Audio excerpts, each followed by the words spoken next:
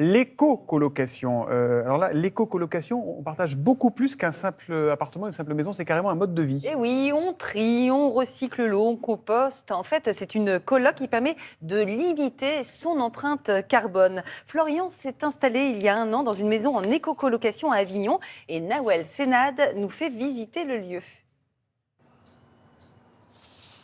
Ah, un beau poivron vert qu'on va avoir ici. Ah, c'est bon ça. Ouais. L'éco-colocation... Pour moi, c'est avant tout une colocation. C'est-à-dire de savoir vivre ensemble. Et après vient le terme éco, c'est-à-dire avoir certaines appétences, certains intérêts pour l'écologie, on va dire. Ça va être consommer mieux. Et consommer moins. Et consommer moins. Donc là, on a l'eau, du coup, qui est pure et fraîche.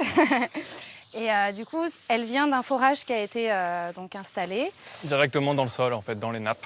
On n'a jamais été embêté par un manque d'eau, mais ça n'empêche pas qu'on garde la conscience de se dire, même si on peut utiliser plus, on n'utilise que ce qu'on a besoin, quoi.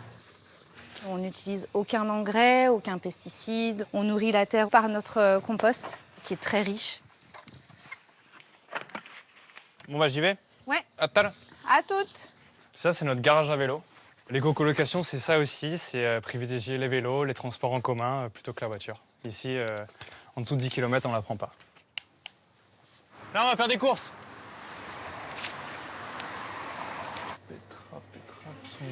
Courgettes, hop. Deux. Là, on est dans un magasin bio. C'est ici qu'on vient faire nos courses à la coloc. Ça nous permet d'être sûr de rémunérer des gens qui travaillent à côté, de réduire notre impact carbone aussi via les transports issus de l'importation de marchandises, de fruits et légumes. Je te les donne, les oignons, quand ils sont finis. Ouais, je vais lancer la cuisson. Quand on est une éco-colocation, on va plutôt chercher à faire des économies dans les consommations d'eau et d'électricité.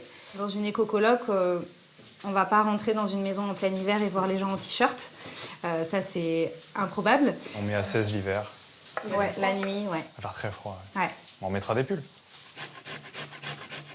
Je pense que cette conscience écologique, elle est en partie générationnelle. Il y a des gestes que nous, on fait au quotidien que mes parents ne font pas ou que mes grands-parents ne conçoivent même pas.